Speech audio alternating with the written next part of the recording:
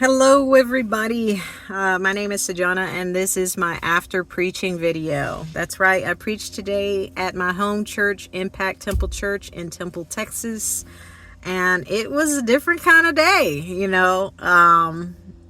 really wonderful in that so many surprises. I know this is not really a church video, but rather a preaching video. But what's important to me to share with you about context is this church is my home church. So when I think about preparing a sermon for my home church, I'm also thinking about the needs that we have at our church. Like, for example, our church opens as a warming shelter for our city for those that need it when the temperature drops below a certain degree. The wind chill drops below a certain degree. And last week, we experienced some significant cold weather back for multiple days. So our warming shelter was actually open for multiple days last week because of how cold it was. And so we care about homelessness in our church because many of our church members and friends suffer from homelessness. Like, they have to deal with that. They have to navigate their way back and forth in the city to go from organization to organization because that's how they get their needs met. And so why am I bringing this up? Because my sermon today, we're in our church is doing a series on Joseph. We've been walking through basically chapter by chapter. And so today it landed on me preaching about Genesis chapter 41, the last half of Genesis 41, talking about the power of Joseph. And actually, I didn't come up with a sermon title. So I'm not sure that I would call it the power of Joseph. I'm not sure what I would call it yet. I need to think about that though before I upload it to our church website and the Facebook page. And all that. Hey, did you know I was doing all that behind the scenes? You ain't know. But anyway, I've been doing that for a little bit. So what do I want to say about this preaching point? So you gotta, I don't know if it'll come out in the video, but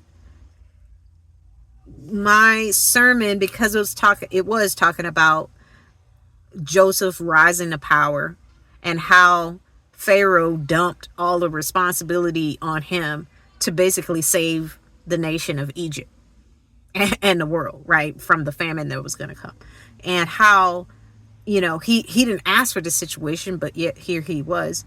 And so what I tried to show in my sermon was, because I always grew up with an idea of who Joseph was, and he was a great leader, and he is a great leader. He was able to do mighty things. God did use him. But I also wonder about, but where was God as he was doing all those things? I know he got the dream and he relayed that, but during those years, I didn't see him going back to God. And I just wonder, do we just run off with the idea that we've been given, or the words that we've been given, the dream interpretation that we've been given as Joseph was, and just like take off? Boo, we're gone. Because there are consequences to that. And so I talked about that. Then I also talked about how, Pharaoh and the leaders were kind of like, all right, you take care of it, Joseph. Their hands off. They're just like, when the people came to complain to Pharaoh about their lack of bread once the famine actually hit Egypt and they felt it, and they were complaining to Pharaoh because he was the king of Egypt. You know what Pharaoh did? He said, my man Joseph, go talk to him about it. Everything was him. Joseph. And I kind of talk about, his upbringing, and listen to the sermon. Let me know what you think about it. But basically, at the end of the sermon, this is what I guess I want to bring up as a preaching point. At the end of the sermon, I had an ask for my church. It is my church. I'm not a guest preacher somewhere. I know this church, and I had an ask for the church. My ask was, I asked them to come with me to an advocacy event for homelessness that's coming up on March 12th. Like, I asked them to do that. And I explained why I think that we should do that and not be like hands off. Let's let the leaders make their decisions and we just deal with it. No, we're living out the effects of the decisions that our leaders make, and our loved ones here, like our friends, our people here in our church are living out the consequences of these decisions. And so are we, because we have to think about them and worry for them and wonder, are we doing enough? And so that's actually what came up in church today. Totally unexpected. I had someone in church just like stand up. He's like, I gotta say something. And he shared his heart that needed to be said. Just kind of like, aren't we the church? You know, people are there. It's cold. It's raining. They're outside the church instead of inside the church. Are we not the church? And I agree. But my response was there. I'm sure what I said was in the video because I had a mic on. I don't know if you could hear what he said though, but it was just kind of like, look, I agree. We do need to talk about this. But I also shared that, but also more needs to be done. And our leaders need to know what is happening. They need to make they need to know what's happening on the ground. And the only way they can know is if we open our mouths and say something. And so I asked them, will you come? And if you can't come, will you pray? Because this is important. Let's use what we have and speak to our leaders. Let's not just hands off, let them make all the decisions because, well, I don't know. Like, there's many reasons. I unpacked that in a sermon. I hope that you will check it out. It's the sermon that I preached today on, what's today?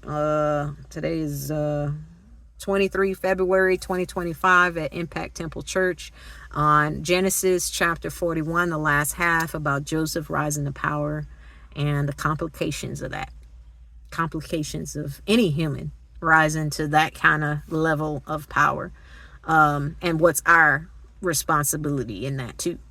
So basically I just gave a sermon outline, but I break it down in the sermon itself. I hope you'll check it out and know that God is at work. I think that God was at work in compelling one of our church members to stand up and speak out about what is happening here. And I was like, exactly. That's exactly my point.